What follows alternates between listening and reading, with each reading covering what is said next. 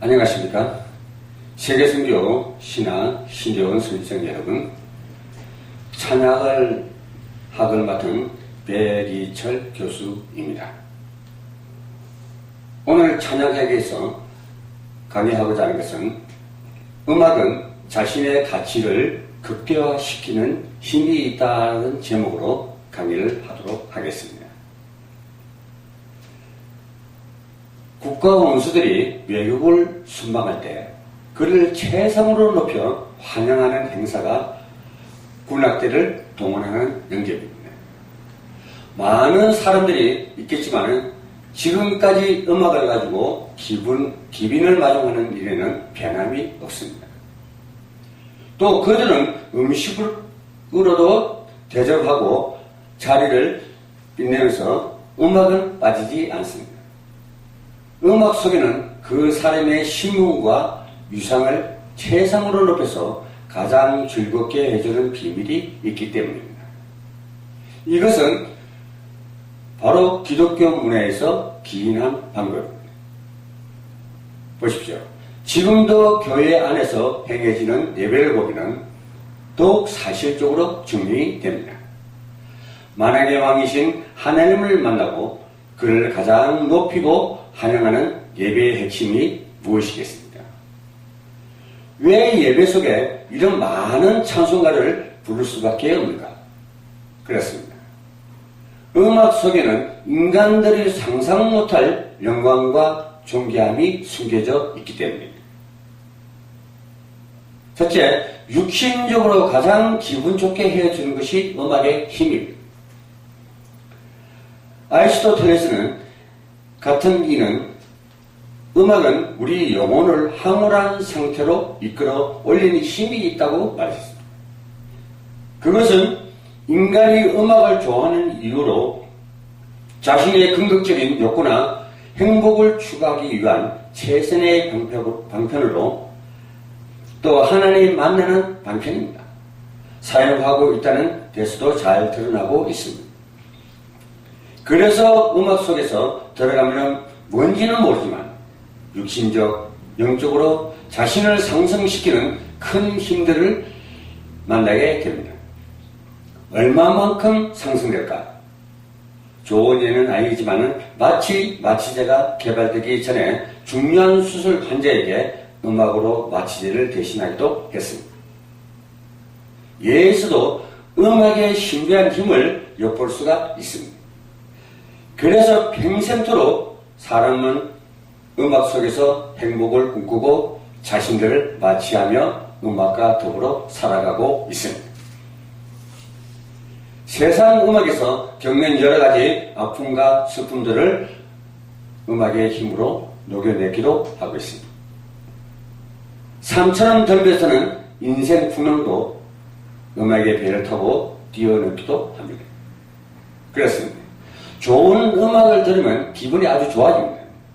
좋지 않은 음악을 들으면 반대적인 현상이 나타납니다. 좋은 음악을 들으면 어떤 현상들이 일어날까요? 귀에서 들리는 음악은 신경을 타고 뇌에 전달됩니다. 소위 고전 음악이라 하는 양길의 음악을 들으면 뇌에서 알파라는 파장을 일으킵니다. 이 파장이 뇌 속에 흐르면 그 사람의 정신은 아주 편안한 상태, 매우 기분 좋은 분위기가 조성됩니다. 물론 어떤 음악들은 짜증이라고 화끈하게 하는 것도 있습니다. 그거는 베타파가 흘러 아주 흥분된 상태가 되거나 감마파가 흐름으로 화가 잔뜩 난 상태에 빠지기도 합니다. 특히 인간의 뇌는 원시적인 뇌라고 불리는 본능적 충동을 관장하는 되뇌 연변계와 이성적인 뇌라고 불리는 되뇌 피질이 있습니다. 이성적인 뇌는 원시적인 뇌가 어떤 본능적 충동을 느끼면 그것을 그대로 행동하지 않도록 통제함으로 인간이 동물처럼 행동하지 않게 된다고 합니다. 그런데 이성적인 뇌에서 발생하는 세로토닌이 부족하면 성욕이나 식욕 같은 원시적 충동을 억제하지 못하게 됩니다. 문제는 세로토닌이란 분비물을 좋은 음악에서도 많이 배출되는데 이런 의학적인 근거 때문에 특히 음악 치료에 많이 활용되고 있습니다. 뿐만 아니라 음악 중에는 베타 엔돌핀이라는 뇌 안의 마약의 일종이라는 부르는 만큼 흥분성이 강한 호르몬이 분비되는데 이런 분비물이 과다해지면 흥분과 과대의 도를 넘어서서 미칠 것 같은 상황이나 혹은 실신 상태로 빠지게 됩니다. 베타 엔돌핀의 방출이 이상 상태가 되면 음악에 대한 중독 증세가 나타나며 자살까지 가는 불행을 만날 수도 있습니다. 하나님을 만나는 음악을 한다면 인간은 세상의 행복을 누릴 수 있지만 하나님 대신 종교에 빠지면 고생하게 되듯 좋은 음악이 아닌 사단적인 음악을 만남으로 여러 가지 복잡한 영향들로 고생들이 심할 수밖에 없습니다. 너무 전면적인 차원의 얘기가 아니라 하더라도 음악은 우리 스스로가 쉽게 느낄 수 있을 만큼 호흡과 심장박동, 혈압에도 지대한 영향을 끼칩니다. 호흡이나 심장박동, 맥박은 모두 육신적인, 정신적인 안정과 흥분 상태로 가게 하는 바로메타인 것입니다. 여기서 음악에는 마법 같은 순간 이동의 기적을 맛보기도 하고 아주 황홀하고 신기한 마술 같은 분위기도 만나게 되는 것입니다. 천국 언어로서 찬양의 매력이 너무나 신비하기도 합니다. 두 번째, 찬양은 영적으로 최상의 자리로 올려줍니다. 그 성경에서는 사무엘상 2장 30절에서 말씀하고 있습니다. 음악이 어디에 존재하는가라고 물으면 작곡가는 악보 속에 존재한다고 할 것입니다. 음향학자는 공기의 진동을 타고 전달되는 소리가 음악이라고 하겠습니다. 심리학자는 감상자의 마음속에 있다고 할 것입니다. 맞습니다. 아무리 훌륭한 악보 속의 음악도 그것이 우리의 마음에 존재하지 않으면 그 음악은 없는 것이요. 반면 악보나 공기의 진동 속에 존재하지 않는 것이라도 우리 마음속에 이미 그려졌다면 그것은 존재하는 것입니다. 그러면 음악은 어디에 있는가? 음악의 참 원리를 모르면 이렇게 복잡할 수밖에 없습니다. 지금 우리가 가진 음악의 많은 이론들은 인간들의 소신이나 물리학적인 원리에 불과합니다. 그럼 소신이란 개인의 미입니다. 그래서 소신이란 주관성을 많이 대표하고 있습니다. 많은 사람들은 내 소신에 의해서 살아가고 있는 것입니다. 그런데 이 소신이 더 많은 객관성을 확보하게 되면 이때 법칙이나 원리로 표현됩니다. 소신이 개인에게 통하는 이론이라면 원리나 법칙은 모든 사람에게 통하는 논리입니다. 그래서 뉴턴의 만류 인력의 법칙이나 아인슈타인의 상대성 원리 같은 것은 지구 안에서는 다 통하는 이론입니다. 굳이 따진다면 원리보다는 법칙이 한 단계 높은 이론으로 보고 있습니다. 그런데도 원리나 법칙이 지구를 벗어나면 참된 이론이 될 수가 없는 것입니다. 우주 어떤 곳에서도 통하는 이론을 우리는 진리라고 부릅니다. 진리는 어디서나 참이며 절대적입니다. 쉽게 말하자면 하나님이 계신다는 것입니다. 그 사실을 완전한 것이 진리입니다. 이것이 과학적 법칙이나 원리와 차별되는 것입니다. 그러면 무엇을 얘기하고자 하는가? 찬양은 우주적인 것이요 진리라는 사실입니다. 하나님을 노래하는 것이요 하나님의 자신이 바로 찬양입니다. 너희를 지은 것은 내가 찬양받기 위함이라고 할 정도로 찬양 자체가 하나님이시다. 문제는 사단의 음악을 소신화시키고 인간화시켜서 하나님을 만나는 축복을 놓치게 했다는 사실입니다. 그래서 교회 안에서도 알게 모르게 찬양을 희미해져 가고 복음성으로 교회 안을 뚫고 있습니다. 그래서 이제는 찬양을 하면 지겹다, 희미하다 이렇게들 얘기를 하고 있습니다. 여러분들께서는 찬양을 잘 분별하셔서 하나님의 강한 메시지가 있는 찬양을 부르고 만들도록 하시길 부탁드리겠습니다. 그래서 하나님을 만나는 우주적인 찬양을 하면서도 원리와 법칙에 매여 사단과 자신에게 굴복할 수밖에 없는 한계에 묶여버린 것입니다. 그렇다면 우리가 세상에서 배워 체질화되어버린 음악 이론의 99%는 성경과는 반대되는 소신이요 원리의 수준입니다. 그런데도 우리는 이 이론을 그대로 찬양에 적응하고 있습니다. 그래서 하나님 없는 개인의 영광, 행복, 인기에 빠진 것입니다. 복음의 눈을 뜨고 찬양의 뿌리를 바꿔야 합니다.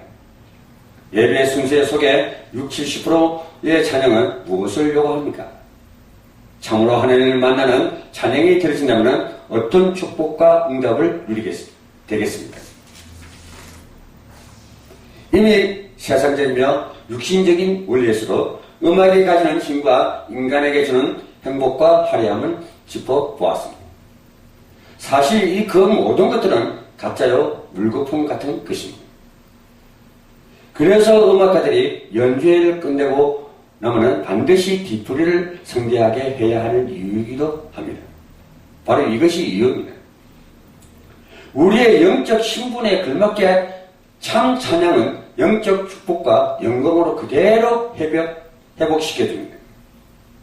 대표적인 모델이 바로 다윗이 아닙니까? 오늘의 교회 찬양자들은 다윗이 받은 영적 축복에는 별 관심이 없습니다. 우리가 가진 음악적 방향과 목적이 다르기 때문입니다. 그래서 사무엘상 2장 30절에 이제 나 여호와가 말하노니 나를 존중히 여기는 자를 내가 존중히 여기고 나를 멸시하는 자를 내가 경밀히 여기리라고 말씀했습니다. 찬양의 자리는 두 가지 갈릴 길이 있습니다. 아주 어려운 자리입니다. 하나님을 존중히 할 것인지 나를 존중할 것인가? 그것은 찬양자가 스스로 결정할 몫입니다. 이것이 하나님께서 인간의 책임 분담과 하나님의 책임 분담을 선과 악의 길을 구분해 놓으신 것도 자기 의지대로 가기를 원하시는 하나님. 그래서 우리는 찬양을 잘 선택해서 하나님과 소통되는 찬양이 되시길 바랍니다. 그런데 우리는 사람을 중심한 음악 공부로 일관되어 왔습니다. 이미 체질화되어 있습니다. 이것을 벗고 어떻게 하나님을 최성으로 높여야 할지가 찬양의 성공자로 가는 지름길입니다. 아니면 우리 하나님의 영광을 훔친 흉악한 죄인의 자리에 계속 서게 되는 것입니다. 참 찬양의 자리를 누리시기를 부탁드리겠습니다. 두 번째, 음악은 인간을 흑암 문화로 빠뜨리는 큰 통로가 되었습니다. 음악의 잠정식 메시지가 아주 강한 은혜이기 때문에 금방 나타난 피해보다는 서서히 나타나는 문제점과 폐해 때문에 사단의 전략으로는 가장 안성맞춤이라고 할 수가 있습니다. 음악에 주는 이미지는 애인 같고 친구, 전우, 부모님 같은 분위기입니다. 그런데 실제는 정반대 결과로 나타납니다. 대중가요 작사자들의 모임인 노랫말 연구에서 발표한 바에 의하면 슬픈 노래를 많이 부르는 가수들은 가사대로 대부분 일찍 죽거나 쓸쓸히 홀로 살아가는 것으로 조사가 되었습니다. 뿐만 아니라 성적으로 문란한 노래를 부르는 이들은 그와 같은 인생을 살고 있음도 밝혀냈습니다. 문제는 노래를 부르는 자신으로 끝나는 것이 아니고 그 노래를 가까이 한 이들도 같은 공동체 운명에 잡히게 된다는 사실입니다. 잠언서 6장 2절에 보면은 내 입의 말로 너가 얽혔으며 내 입의 말로 인하여 잡히게 되느니라 했습니다. 매력적인 음색을 가진 배우는 슬픈 노래 속에 살다가 29세 세상을 하직했습니다. 그러나 그의 음악적 내용을 살펴보면 역시나라는 생각이 들 만큼 우울하고 슬픈 노래들이 많이 불려졌음을 확인할 수가 있습니다. 그가 최초로 부르는 노래가 굿바이이며 이어서 발표한 곡이 두메산골과 차디찬 키스 등입니다. 그는 죽음 전에 그의 히트작을 음반으로 냈다는 초기의 노래들과 돌아가는 삼각지, 안개 낀 장수당 공원 등을 리바이벌한 곡입니다. 그 다음에 나온 작품이 유작 앨범으로 영시의 이별, 마지막 잎새, 향수 등이었습니다. 그런데 가수들의 음악은 가사가 있어서 분위기를 쉽게 파악할 수 있지만 가사가 없는 곡들은 색깔을 구분하기가 어렵다는 사실입니다. 그러나 음악들의 대부분은 엘리트층이 선호하는 클래식 명곡입니다. 정사와 건설을 잡은 이들에게는 혼미탕으로 고린도후서 4장 4절에서 5절에서 말씀하고 있습니다. 준비한 사단의 센스로 봐야 합니다. 또 이미 세상에서 슬픈 음악의 맛을 본 자들은 찬송을 하여도 꼭 슬픈 곡제의 찬양을 하게 됩니다. 여기에 끼리끼리 모이면은 찬양의 슬픈 파티가 벌어지면 또 항상 신나고 흥분된 노래를 좋아하는 성도들은 찬양도 그런 방향으로 부를 수밖에 없습니다. 음악은 갈고리가 많습니다. 그러기에 깊이 성경 속으로 들어가야 됩니다. 분명한 사실은 진정한 찬양이 아닌 찬송은 여전히 사단의 훌륭한 도구가 되어 잠재의식 속에서 영적, 정신적인 암세포로 또 아리를 진짜 상처를 입을 수밖에 없습니다. 어느 순간에 본래의 열매를 맺게 됩니다. 그래서 찬양의 바른 체질이 매우 중요합니다. 옷을 입는데도 그 시대의 유행이 있듯이 음악도 시대적인 큰 유행의 틀을 가지고 이 땅에 거대한 흑암 문화를 이끌어가며 유의하셔야 될 것입니다. 그래서 사단의 은밀한 전략인 음악 폭력입니다. 어느 라디오 방송국에 PD가 재직했던 분의 얘기입니다. 음악이 없는 방송은 상상조차 할 수 없으며 그가 그런 방송을 들으며 또 그런 방송을 하겠느냐고 어떤 책에서 썼습니다. 방송에서는 음악을 용도에 따라 프로그램의 신호음악이라고 할 수 있는 시그널 멘토로서의 음악. 그러니까 쉽게 얘기하면 지금 무슨 프로그램을 시작한다고 알리는 음악입니다. 멘토와 멘트를 이어주는 브릿지 음악이 있습니다. 말의 전달 효과를 높여주는 배경음악. 또 프로그램의 홍보를 위해서 쓰이는 CM송 또는 드라마에서 자주 소중하게 쓰이는 효과음악, 말과 연기로 전달이 불가능한 부분들은 음악 효과로 분위기를 전하거나 또 반전시키기 위한 메시지를 가진 음악 또는 뒤의 상황을 미리 예측할 수 있도록 하기 위한 예시적인 음악, 그리고 일반 음악 프로그램, 가요, 클래식 등 그래서 방송국에서의 음악이란 대단한 존재로서의 가능성을 감당하고 있습니다. 그 기능을 감당하고 있는 것입니다. 그것은 교회에서도 마찬가지입니다. 찬양을 빼고 예배 말할 수 있습니까? 찬송을 빼고 성도의 일상을 논할 수 있습니까? 문제는 그렇게 음악을 많이 사용하면서도 음악에 대해서는 너무나 무지하고 무원칙적이라는 것입니다. 어떤 음악은 성인들이 듣기에는 전혀 무리가 없이 보이는데 어린아이의 귀에는 한없는 슬픔과 우울함을 주는 메시지가 들어있는 음악도 많이 있습니다. 점점 심각해지는 청소년들의 우울증의 원인이기도 합니다. 몇 번 TV에서 실제를 보여준 적도 있지 않습니까? 우리가 잘 아는 곡을 어린아이에게 들려줍시다. 금방 눈물을 툭툭 흘리면서 엄청 고통스러운 듯 안면 근육을 이그레트리는 모습을 보여주었습니다. 옛말에 무심코 던진 작은 돌조각이 엉덩이에서 놀던 개구리를 즉사시킨다는 말도 있습니다. 어린아이들만이 어떤 노래에 그렇게 반응하는 것이 아닙니다. 청소년들 교양과 지성을 갖춘 대학생들이 심지어 인생의 경륜이 풍부한 어른들도 음악 소리에 정신을 잃고 앰뷸런스에 실려가는가 하면 자신의 감정을 억제치 못해 괴성을 지르거나 속옷을 던지는 여대생들도 있습니다. 남편의 사진 대신 가수의 대형 프로마이드를 안방에 걸어놓고 희죽거리는 아줌마들은 과연 어떻게 이해해야 된단 말입니까? 근데 가수들과 음악방송이 남발하는 폭력성에 대해서는 거의가 무지합니다. 그것이 유행이며 흑암 세력에 잡힌 자들이 때문입니다.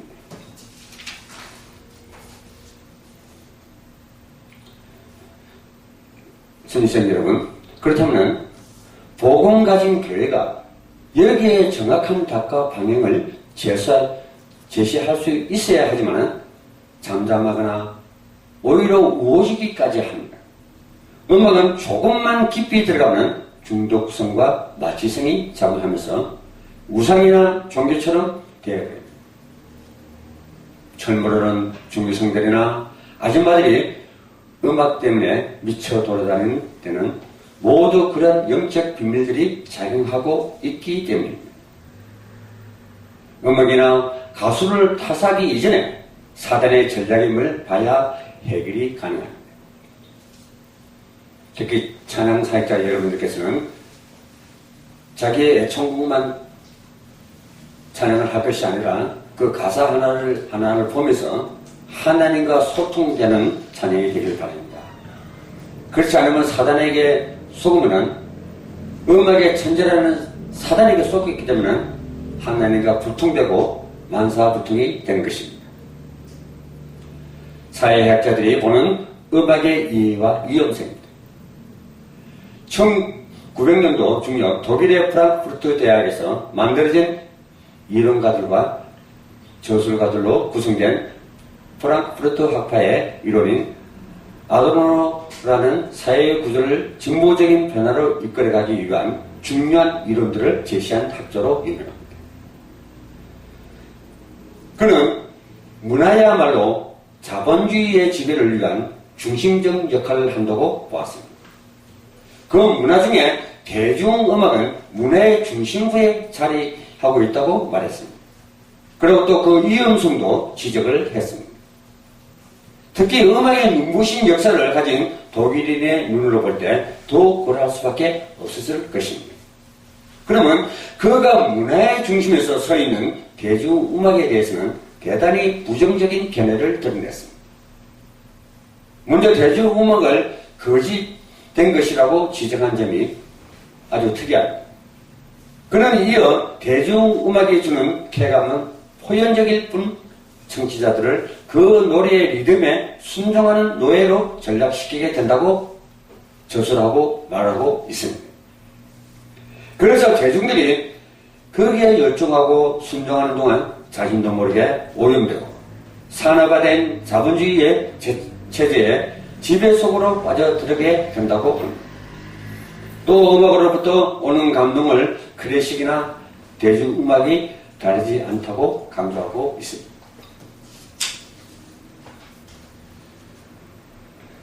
대중음악이 가진 효과들 중에서도 특히 최면 효과와 망각 현상을 강조했는데 그런 현상들이 자신도 모르게 정체성을 잃고 결국 거짓된 감동과 흥분의 노예로 세상 문화와 함께 떠내려간다는 것입니다. 찬양 사역자 여러분, 선생 여러분, 우리는 이제 흑암 문화를 막아야 됩니다. 흑암 문화를 막지 않고 꺾지 않는다면 우리의 젊은이들이나 장년들이나 사단의 음악에 속아서 넘어질 수밖에 없습니다. 분명히 그 음악을 듣다 보면 어떤 징조가 나타나도 나타나게 되어 있습니다.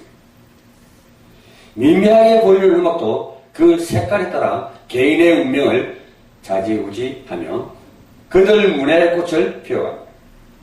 사실은 사단적 열매입니다. 더욱 경계해야 할 것은 1900년대 중반부터 미국에서는 록 음악이라는 새로운 음악과 음악 세계를 강퇴했습니다.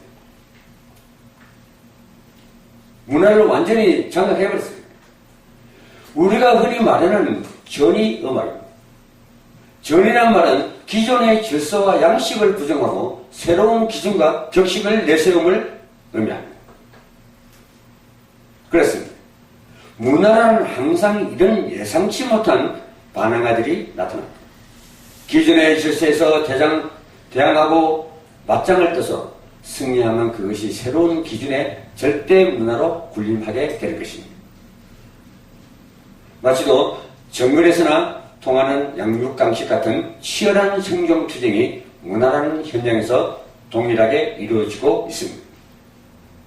문제는 이런 금등되지 않은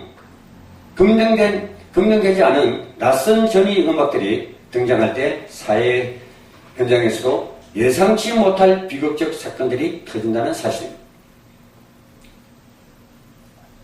록 음악이 처음 등장했을 때 미국에서는 정신병자, 알코올과 마약 중독자, 특히 성적 범죄자와 자살자들이 급증했다는 보고서가 나왔습니다. 분명 사단의 역사임에도 그 배경을 알지 못하기에 구덕이 무서워 된장 못 담글까 하는 말처럼 교통사고가 많다고 자동차를 없앨 수가 없듯이 한바탕 소용돌이로 넘어갔습니다. 그러나 록 음악은 지금껏 꾸준히 그 피해를 몰고 다닙니다.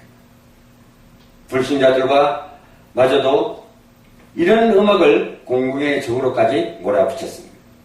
문제는 이런 분류의 전위 음악들이 교회 안으로 입성하여 활개를 쳐도 전혀 사단의 전략임을 알지 못하는 것이 바로 현실입니다.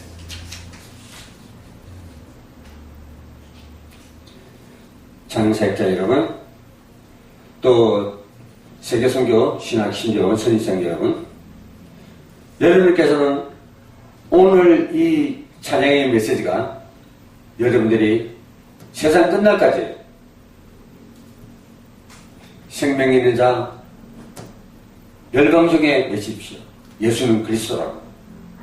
호흡 있는 자 찬양하십시오. 예수는 그리스도라고. 놓치는 순간 우리는 음악의 천재인 사단에게 잡힐 수밖에 없습니다. 그 마지막 결과는 각자가 체험하는 것일 겁니다.